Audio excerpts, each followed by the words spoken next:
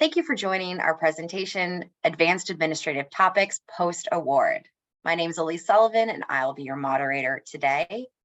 And joining us to present, we have two experts from the National Cancer Institute, Crystal Wolfrey, who's the Chief Grants Management Officer, and Sean Hine, who's the Deputy Chief Grants Management Officer. These two have a lot of expertise to share, so I'll let them take it away. Thank you, Elise. Hello, everybody. Welcome to our session on post-award advanced administrative topics. For those of you that attended the last session, it is definitely live, so anything can happen. But my name, as Elise said, is Crystal Wolfrey. I am NCI, the National Cancer Institute's Chief Grants Management Officer. I have been doing this, for those of you that didn't come last time, I'll fill you in on me. I have been doing this for 36 years, so I've been in grants management a long time. I've learned a lot, and I'm very much hoping to share some of that with you today. And I'm going to let Sean introduce himself. Hello, everybody. Sean Hine, the Deputy Chief GMO. And if you joined last session, you saw how I quickly get out of work. I'll skip the niceties, but been here for about 20 years, and we're just going to get rolling. So the logistics, at least, already covered, so we'll just skip right on past that. So let's get into post-award. So what's the period that time that we're talking about with post-award? And that's any time after the initial competing award is made. So that competing award gets fired through, and then we pick up post-award at that particular point. So this also includes any point of annual reporting. So if you're doing your RPPR, your IRPPR, your FRPPR, you name the RPPR, it all falls into that spot. And then we lovingly joke that this is kind of where a lot of the critical action happens. So a lot of stuff can happen during the post-award space. So a few things just to keep in mind, so we'll just kind of roll through these really briefly, which is, we're here to support federal policies and enforce the applicable laws, procedures, and principles, acting as stewards of federal funds. And it's always really important to keep in mind, too, that some of the ICs have a relatively broad mission, others have a little bit more of a narrow mission. So some of the flexibilities will be dictated based off of those that as well. So larger ICs have more funds, so more flexibilities, and not all the ICs fund the same mechanisms. And the classic NIH, the correct answer is usually it depends. So a couple other items that we want to try to account for in any of these post-award discussions is, have we listened enough to you through the entire process? Have we listened to the issue? Do we get an idea what you're trying to get at? What's in the best interest of the science, but then also what's in the best interest of the taxpayer in the project. So we always keep that in mind, that steward of federal funds piece. And do we have the necessary funds to support what you're looking to do? And how would this play out if it were to pop up on, you name it, news? And then lastly, we're really looking at the idea, can we get to a win-win that works out for everyone involved? Okay, so a few of the discussions, the items and things that we're going to cover today is results reporting with clinical trials. That's always a hot topic. So foreign components, so getting in a little bit of that prior approval space, flip-flopping back and forth between an R01 and an U01. Could that even happen? And drawing down funds, albeit a little bit late. And the last one, which we hope is a really cool case study for you, will be what to do with a major change in plans. Okay, so we're going to jump right into this because we ran out of time last time. So first topic, clinical trials results reporting has been kind of a big topic lately. There are enhanced efforts to ensure that the results of clinical trials are widely available to the public. That includes what was known as the final rule, which is the CFR that is referenced here, which clarified and expanded legal requirements for registration and results submission of clinical trials, results reporting of FDA-regulated products. And then NIH's policy on dissemination of NIH-funded clinical trial information. It expanded the requirements in the final rule to cover all NIH-funded clinical trials, whether or not they're subject to that regulation. I'll jump. That's okay. Oh, we both jumped. Sorry. Sean, you do it. Okay. So really quickly. All NIH-funded clinical trials are expected to register and submit results information to clinicaltrials.gov, as per the NIH policy for competing applications and contract proposals that were submitted to NIH on or after January of 2017 that proposed clinical trials that started after that date. Both the NIH policy and the federal regulation aimed to increase the availability of information to the public about clinical trials, information that's not systematically available from other public sources.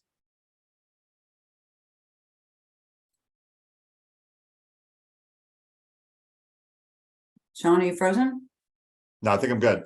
So quiz time. So we're going to jump into a little quiz for everyone to kind of get you engaged. So Crystal didn't trust my internet connection there. So to comply with NIH policy, what is the standard timeline for submission of results information after the trial's primary completion date? Go ahead and enter that in the chat and let us know what you see, Elise. All right, in the chat, we see a lot of A and a lot of C, some B. We're actually pretty, yeah, we've got quite a variety here. So I think we're not sure. Very good. So so the C's would have got it. So you got 1 year in order to get that taken care of. So so that's I like the variety though. That means this was helpful. So hopefully good information for you. All right, Crystal, time for some back and forth on this one. So Okay, sounds good. all right, so my understanding is that NIH has been sending out letters for this to the awarding institute from the awarding institute or center about results reporting concerns. What's this all about? Yep, that's right. NIH has been very active in sending out letters to the recipient organizations where it looks like results reporting hasn't been submitted as it's required by the NIH policies. So to back up for a moment, so how are recipients certifying that they are complying with the NIH policy? Okay, so it starts with a competing application that requests NIH funding to support a clinical trial. That application needs to include a plan that will address how they will meet the NIH policy expectations for clinical trial registration and results reporting. That plan then becomes a term and condition of the award. So all right, so let me guess. So when the authorized organizational representative, the AOR, signs off on that research progress report, that RPPR, they're confirming they are complying with the terms of award. So including clinical trial registration and results reporting requirements and the compliance with those FDA regulations, if that's applicable. Is that correct? That's it, exactly. So when NIH issues an award, our award system checks to see if there's a clinical trial that's more than 1 year past the primary completion date. And if it's not reported results and those results are required, then it flags it for us. And if that happens, NIH will send a letter to the recipient requiring that they come into compliance with the policy. That makes sense. And it sounds like some checks and balances in place from a system perspective, validations. That's awesome. So the NIH policy on the dissemination of NIH funded clinical trial information became effective with applications submitted after January 18th, 2017, correct? Correct. And so why have I heard about letters being sent to recipients on trials that started before that date? Okay, well, yeah, it's definitely true that the NIH policy was effective with applications submitted after January 2017 that proposed trials to start after that date. But remember, the requirements for registration and results reporting of clinical trials subject to the FDA Amendments Act, that regulation often are called applicable clinical trials, that goes back much further. So it's possible that the trial falls under those requirements, and that's why a letter would be sent out. Gotcha. Okay, so that sounds complicated. So what happens if a study doesn't come into compliance? It can be complicated, but there's a lot of information out there that explains the policies, and NIH will help recipients figure it out. We'll also give time for the study to come into compliance, but eventually, if it does not come into compliance, then we may take enforcement actions. And for applicable clinical trials, there could be financial penalties that can be enforced by the FDA. No, that's pretty severe. So thanks. I think being aware of the requirements is really important. And in the end, disseminating clinical trials information. So including results reporting, the NIH mission is to advance translation of research and results into knowledge, products, and procedures that improve human health. Great. Okay, so in summary, if you've heard from NIH about potential non-compliance, the NIH needs you to confirm results reporting. It's really important that results reporting concerns are addressed immediately. As I said before, there can be substantial consequences if you are found in violation of the regs and policies. Reach out to NIH if you have any questions about this. All right, that was a lot of heavy stuff right there. Now that's not easing into this at all. So we just knew you were all hanging out from the last one. So, all right, so we're going to switch gears to a different topic. Foreign components. So prior approval requirements, just as a quick refresher. So I know you all are savvy to them, so we'll just roll through these. So There are a couple few situations that come up pretty commonly for prior approval. We list them here just as far as extensions, that's at the additional time with and without funds, change of recipient organization, or lovingly referred to as transfers, adding that foreign component, and the occasional change in approved aims. So just as a reminder, go check out that grants policy statement, section 8.1.2 for more information on prior approval requirements.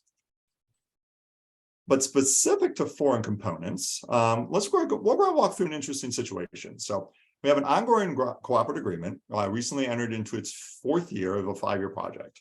The grant struggled with enrollment a little bit, has a very recent specific segment of the population that would be pretty difficult to get to, and so it's causing a little bit of an enrollment issue. So in conversations with NIH Grants Manager and the program official has determined that it would be beneficial to add another site. So now we're going to listen into on a call, however, now between an AOR and the Grants Manager. Hello, this is Sean Hine at NIH. How can I help you? Hey, Sean, this is Crystal from Splendid University. Do you have a few minutes to discuss the situation we're in?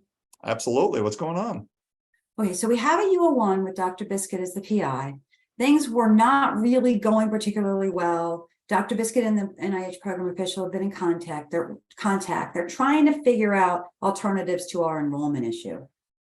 Understood. Yeah, no, our enrollment has been a particularly tricky topic in the last couple of years with COVID and everything.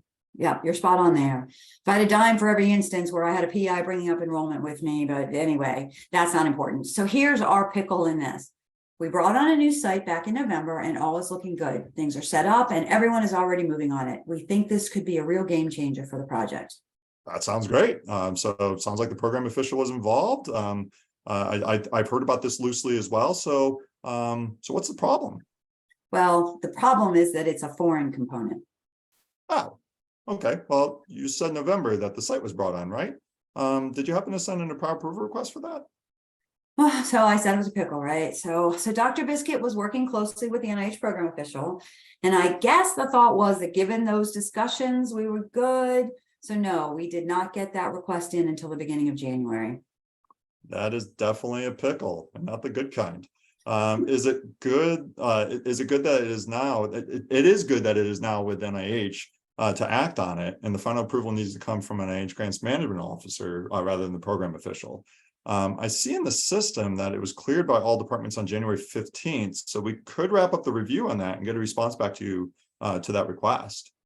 Okay, well, that's great. And yes, I think everything's in place. But the question is, what about charging the grant for expenses back to when the site came on in November? Any chance? So that's a little bit on the trickier side. So unfortunately, that was all done before a request was even submitted. So sometimes we can provide retroactive approval, but adding a foreign site requires clearances outside of NIH. The clearance didn't even come through until January. So the best I can do for you there is probably approval of charges to starting around January 15th when the clearances were provided. Okay, I had a feeling. Like I said, it's a pickle. Okay, we will go from here and we'll work to make sure this is better understood with our PIs. Thanks a lot. I appreciate your help. So what did we learn from all of that? So anytime you're dealing with a foreign component being added, you're in a prior approval situation just across the board. So if you get in that space, just reach out to the grants manager, have that conversation, make sure that's being covered.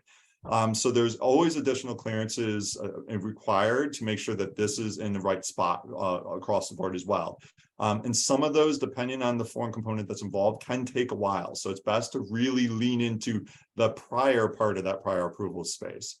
And in this case, the best that could be done, as was described, was the authority to charge the grant funds no earlier than the date of the actual clearance, which is when the NIH Institute and Center could approve the actual involvement. So again, that prior approval piece is really important here.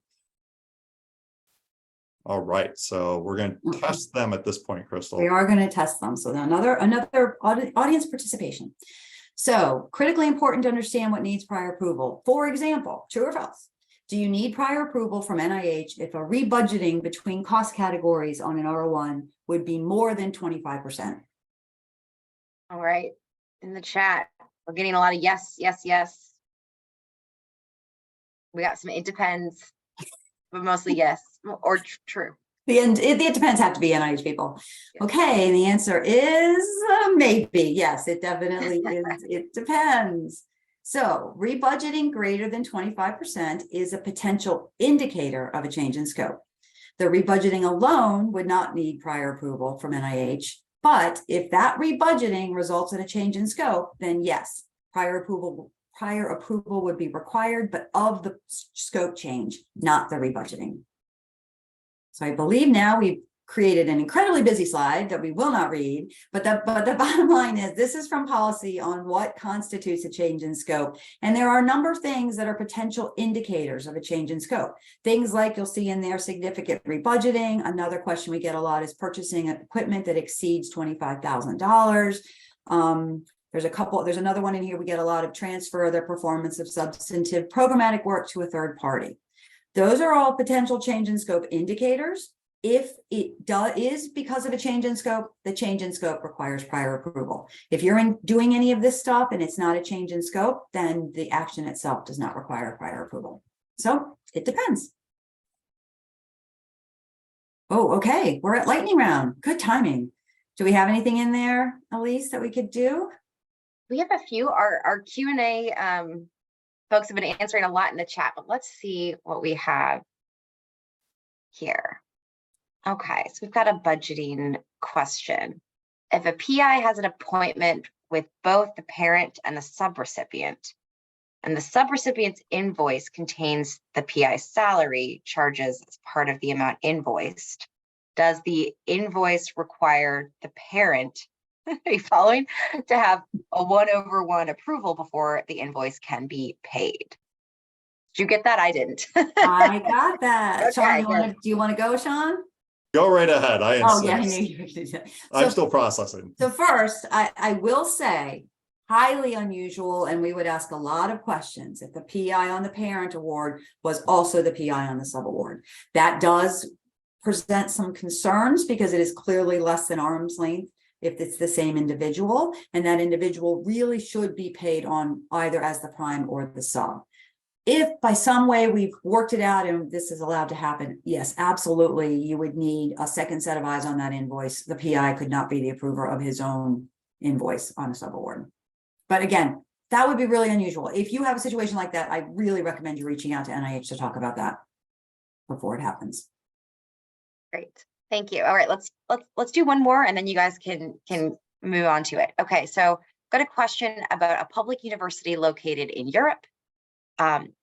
Asking about the PIs who are submitting other support. Does that need to include a copy of the university employment contract? They're obviously foreign in the eyes of the NIH, but this is the PI's domestic appointment. We have the same question about whether the PI needs to provide a copy of an award contract with our funding agency. So I guess the question is, if you're a foreign component, what do you need to report in your other support? Okay, so if the application is coming from a foreign institution and the investigator is employed by that institution, no, we do not need a copy of that employment contract. The fact that you've submitted an application with that individual listed as the investigator implies that there's a employee-employer relationship with that individual as an investigator at that institution. I can't remember what the second part was. What was the second part? No, we don't need that. Yeah. You do need to provide a copy of an awarded contract with other funders.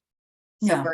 We would need so we're going into the weird other support space, right? So you do need to report all other sources of support for the investigator. If the investigator is engaged with a different foreign organization as part of their other support, then yes, we would need to see that contract, but we don't need to see a contract with other organizations that just provide funding for you. So that's a really weird one, but the bottom line is, generally speaking, you just need to report everything in your other support, and we will ask you if we need any more information other than that. Good. And Lisa's nodding. She's from OER, so I'm guessing I did. I'm on board. Good. Okay, so we're moving on. Great. All right, moving on. So Is those this are you, some good Sean, or ones. is this me? I believe this is actually me, if I'm not mistaken, Crystal. You can yell at me if it's not. So, all right. So flip-flopping of a situation. So we have a grant situation where a grant competes as an R1, during which it's identified that there's plans to have an NIH intramural investigator substantially involved. But before the initial award, the grant was converted to a UO1. So now in year 3, the NIH investigator is no longer involved. So what happens now? Okay, Sean, you peppered me with questions about results reporting. So now it's my turn. What's your take on this situation?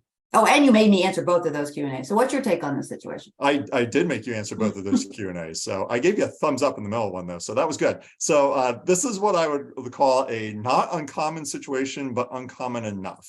That's very, if anybody worked with me, that's very me speak right there. So we do commonly see the first part happen. A grant gets converted to a cooperative agreement at the time of the initial application. Okay, so can I stop you there for just a second?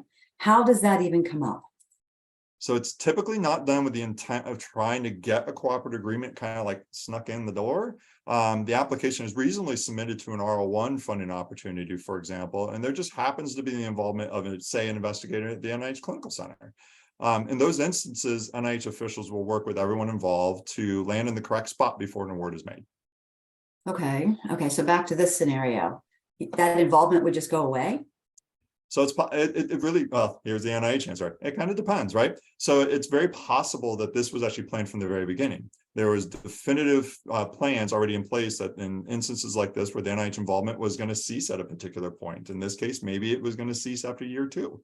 Also, there can be changes over the course of the research that may result in the involvement no longer being necessary. Okay, so is there anything else that should be considered in those situations, specifically where it was a change that was not necessarily planned? Oh, most definitely. So that this gets in the sub-layers of consideration, actually. So what was required in the funding opportunity, for instance? Does this impact the scope of the grant? Is that work being replaced in some way? So if it's an unexpected change, is the work going to be replaced by somebody else? Maybe a foreign component, for instance. If so, then a lot of things need to be considered. So anything to consider with the new participants or the organizations that are going to be involved, all of this would be part of the analysis that goes into this sort of change. Okay, well, that makes sense. Okay, so if this situation, if it was a plan change, what happens next? So NIH Grants Management and program officials would work with the recipient to discuss the plan. So to convert this back to an R01. So again, it went from R01 to U1 back to an R01.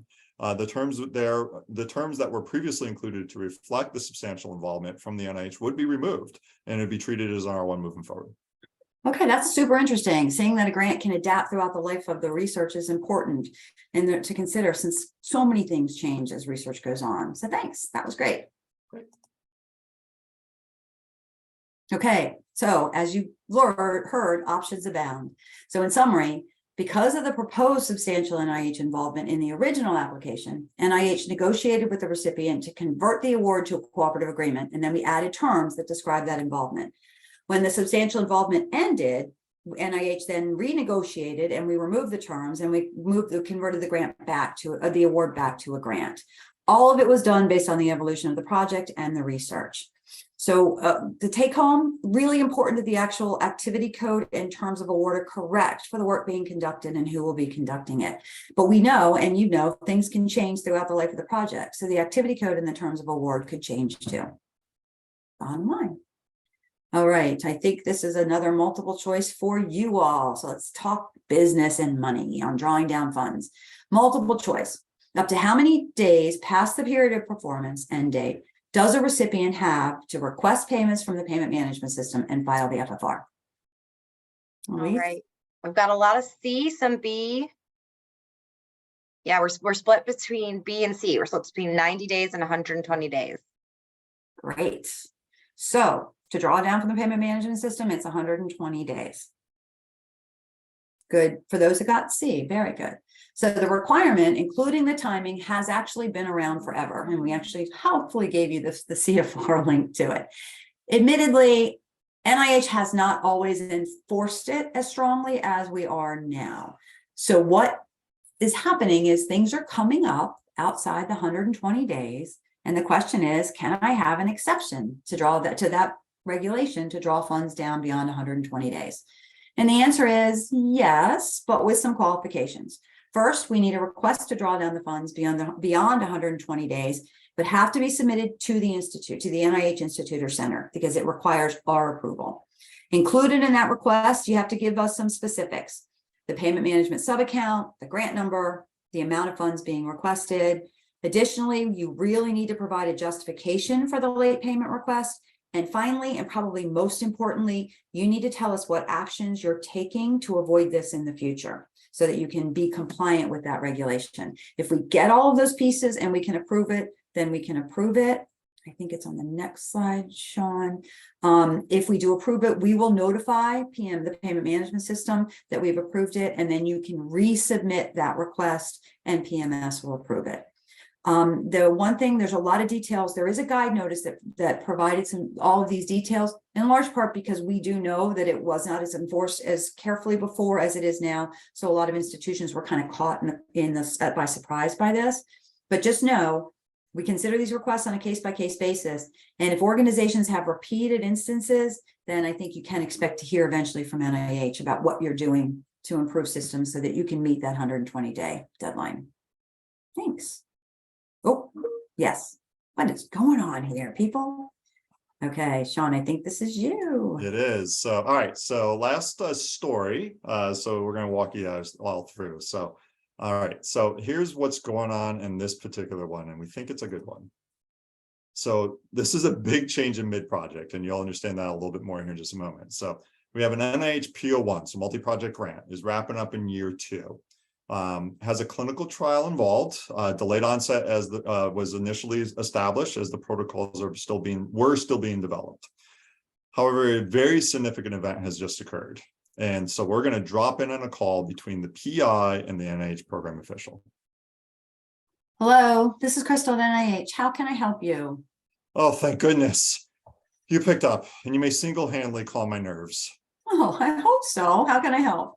Crystal, this is Sean. I'm the PI of the PO1, where you are my program official. Oh yeah, I'm familiar, of course. I'm really looking forward to seeing your upcoming progress report, wrapping up on year 2, correct? Really excited to see how things are progressing. All right, so about that progress thing. So we've run into a significant issue. As you know, we have multiple studies going on in this, and we're looking to conduct since we were covering this from so many different angles. But here's our rather significant issue.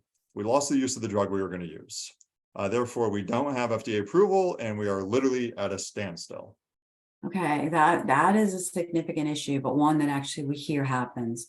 So I recall that year 1 was primarily for getting preliminary data in place, so that early in year 2 was going to be set up with the protocols and obtaining the necessary approvals, right? Yeah, that's correct. And we were able to get a good bit of prelim work done in year 1. Albeit, I'll admit, we're a little bit behind even schedule on that, as we even reported last year.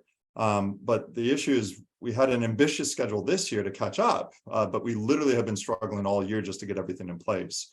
So we were hoping to keep things moving, but I honestly don't even have a timeline at this point. Okay, I understand. Okay, so I'm going to recommend that we set up a call. Let's include NIH's grants management as well as the grants people from your side, sponsor programs office, any associates you need on the call. I do believe a written statement ahead of time would be beneficial too, so we have a better understanding of the situation, what's been done and when. Okay, I'll get on that right away. So I really appreciate it. Thanks. Looking forward to getting it. So there we have it. Yikes, right? So a lot going on in this particular one. So a lot of conversation had to take place between just purely amongst NIH officials. Really, what can even be considered in situations like this? So, Crystal, let's say this hits your desk as the grants manager. What are you thinking at this point? Okay, well, one, this is a worst case scenario. The grant's at a total standstill. And because of the difficulties, little to nothing was accomplished in the past year. And worse, they may not even have a path forward without access to the original drug. So I'm just curious, should the PI have potentially reached out sooner than what they did? I mean, ideally, yes, but also it may be fair to say that they were trying to work through the issue with due diligence. We would want to hear about what was being done during the follow-up calls. What the focus now, though, needs to be is whether or not there's a path to success. Are there options scientifically that could be considered that could keep this PO1 still within the aims that were originally reviewed and approved? How long were the studies to be conducted? Is there any chance for achieving the goals? Keep in mind, they've already lost pretty much of a year. Yeah, no, that's a big part too. So in this case, let's say there is a potential end goal, but literally everything else would need to fall in line like perfectly. What else would be the next steps here?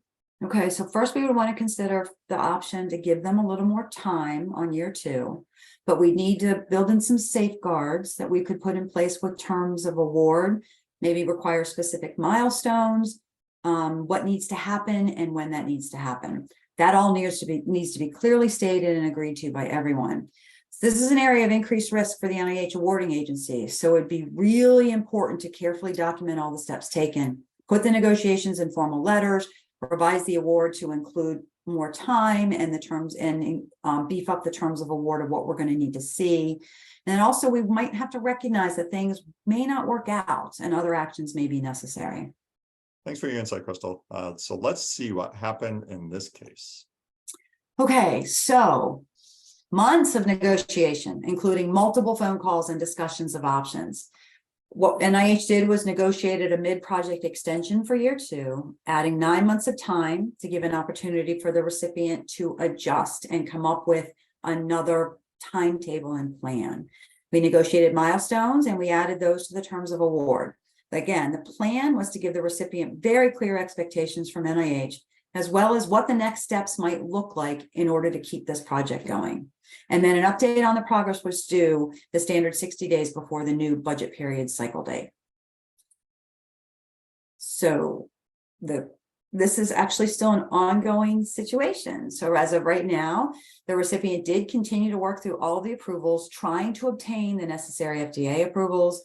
A couple of the protocols were cleared, others were still pending. How this could ultimately end, hopefully the work can continue to get all the protocols in place and approved. The project just continues, albeit behind schedule. Unfortunately, though, we may have to consider a revision to the plans as well as the budget. And honestly, if all else fails, we might have to consider the prospect of bilaterally phasing out this grant. A lot depends on, as you said, everything falling into place. So, bottom line, take-home message, changes, delays, and balances. Biomedical research, as we all know, is not always proceed as planned. That's science, right? Projects can be delayed, balances can accrue, progress points in the research could point the research in different directions. There could be changes in scope, or there could be things unanticipated that stop research from even actually progressing. So we know this happens. So what are our options? Here's what we can be done. First of all, from your side, get in touch with NIH, the sooner the better. Bring us on board so we can talk about it. Again, increases our flexibility. Here are some of the options that we can consider. Mid-project period extensions, which is what happened with this PO1. Interim reporting milestones that we would put on the terms of award so we could keep tabs on the progress as we're moving forward to make sure we're moving on track. Restructuring the budgets, which would account for the new timeline. So possibly giving less money this year, letting you use up your balance, adding money into a future year when the research catches up. And again, as I mentioned, worst case would be negotiating a bilateral phase out of the grant. Future year funds in a grant are not guaranteed, but NIH is here to help any way we can. That's what we're here for, facilitating science, and we want to be there. So even with a complete mess, the NIHIC will still seek to find a win-win in these situations. We want to try everything. Houston, we might have a problem. We are going to try to fix it. All right, we actually got through on time. That's great. I know, go figure, right? And my internet hangs around. We actually get through the slides the way we wanted to. So I'm going to bring us to the end. So the good part for those that were in the pre-award session, the primary piece you missed was actually the resources. So if there's a saving grace to all of that craziness, that's the piece. So use these slides and just duplicate. So here's just a few resources. There's a ton of information out there on the OER pages, at the IC pages. There's a lot of information that you can find that will hopefully help you through whatever questions you may have. So we're all here to help out. Again, I've been here for 20 years and I'm always amazed at the teamwork that goes into just helping lift grantees forward. So please feel free to engage with any of us as we go along. So resources for compliance, post-award in particular really does bring in the compliance space. I know there was another session here at the regional seminar about compliance. So just a few reminders when it gets into the compliance area. So there is a grants compliance inbox, for instance. So things that come up that you may want to try to ping NIH about, there's an opportunity for that. There's also outreach activities. So if you're relatively new in this world of NIH grants, you may want to just check out some more outreach activities and ones like this. So it's great that you all are here for that as well. And then just a few select resources. Like I said, there is a ton of resources out there. So we just grabbed a few, just highlighting at the top, one of the primary resources. Yes, this is a shameless plug on our part, is please reach out to the grants management office and the program official on your particular grant. So the post-award space, that's your starting point. So definitely reach out. And I just highly recommend check that ERA Commons. So to see who the person may be. So there's luckily enough, a lot of retirements that always take place. And so names do change around. So please feel free to reach out to make sure that you have the right person. And then OER pages, NIH pages, the grants policy inbox, for instance, and even for some of the other organizations here that are newer in the for-profit world, division of the financial advisory services is out there too. So just a plug for a few of these places that will be very helpful. Questions, feel free to contact us. This is a slide that we did not get to in the pre-award. And so now we really are on blast, Crystal. So whoops. So just reach out to us if you have any questions. Please do. Absolutely. We have a few minutes for questions now. Usually we do this sometime during the conference. So then we go to our Meet the Experts in our booth and you can reach out to us that way. I know this is I believe the tail end of this conference. So if you think of things that come up, feel free to reach out to Sean and I, but to our email. But Elise, do we have any Q&A that we want to, I think we got 5 minutes. Yeah, we've got a couple minutes. So I've got some questions for you. So as a follow-up to the prior approval and the rebudgeting piece, question is, if you're rebudgeting, for example, funds out of patient care costs, does that ever require prior approval as long as there's no change in scope? So here, patient care is a really interesting topic, and I'm glad somebody asked that. Generally speaking, no, unless it's a change in scope, it doesn't require prior approval. However, often patient care costs are a restricted item in the terms of award. So if you have a cost category that has a term that restricts it specifically to that category, then you would need prior approval to rebudget out of it. So you really do need to make sure you read the terms to make sure that there aren't any restrictions in the terms. Great, thank you. And if I may just interject, Elise, that's a really good one, especially if you're the PI with that type of project. Get in touch with your program official, just get a kind of slice as to what's going on there, because they can at least kind of help you gauge a little bit, like, all right, we're dipping out of patient care. Is there a reason why you're dipping out of patient care? I mean, that was requested and included in the first place for a reason. So again, it gets back to that funding opportunity. So it's just important to keep that in mind. Absolutely. Just a plug. Only grants management can give you the prior approval though, right? Okay, everybody remember that. Okay. Okay. Wonderful. A couple questions about no cost extensions. One of them is, are there special award conditions that remove the ability to request a no cost extension without prior approval? So generally speaking, except for individual fellowships, all grants at NIH are eligible for the first no cost extension through the ERA Commons, so it doesn't need prior approval. Okay. There are certain situations where something might have happened during that project period that would take that grant out of the ability to do a no cost extension. And then when you look at the Commons account, it doesn't give you that option to do it. So if you do have that situation where it's a grant that's in its first budget project period, you haven't extended it yet, you think you should have the first no cost automatically and it doesn't show up, reach out to your grants management specialist or officer and try to find out what happened. But generally speaking, all grants get that first time no cost extension. At least if I can add one item in this, a common item that does come up back in the day when we used to get in person, this was almost a consistent question that would come up, is if you do miss that automatic first no cost extension by a single day, it now becomes a prior approval request. So that's when you do have to engage with the NIH Grants Management Office in order to get that taken care of. I will freely admit it is not a long, arduous task for the most part to get in touch with us, knowing to say, to give us like pretty much, like the whole brutal as to why. It's just something came up, you missed it by a day, and we'll work with you on that. So just reach out to us if that does occur. Great, thank you. All right, we've got a couple more minutes. So there is a question about reporting other support for key personnel. So must you report in an RPPR changes if you're all key personnel or just key personnel that are named in the notice of award? Because we know that sometimes those are different things. You want me to check it? So, all right, cool. So, I was watching her hand to see if she was reaching for the mute. This is pretty much a consistent item that comes up. So it is other support for the key personnel as it's identified on the recipient side. So that's really what it gets into in that space. So the instructions in the RPPR, I usually guide people actually to that pretty consistently.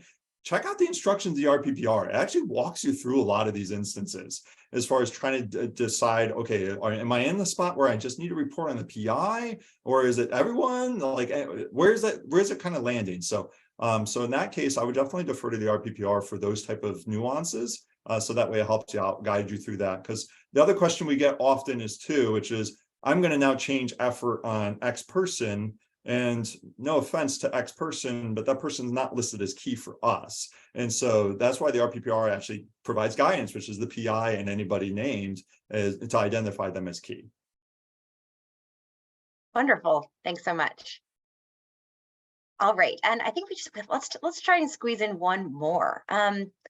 Is there a difference between a foreign component and a foreign subaward? How are they similar? How are they different? So a foreign subaward is a foreign organization that receives funds from the prime recipient through a subaward. So that is a foreign subaward. A foreign component can be a subaward, or it could be an unfunded component of the project. But a subaward defines the fact that money's going between the prime and the sub.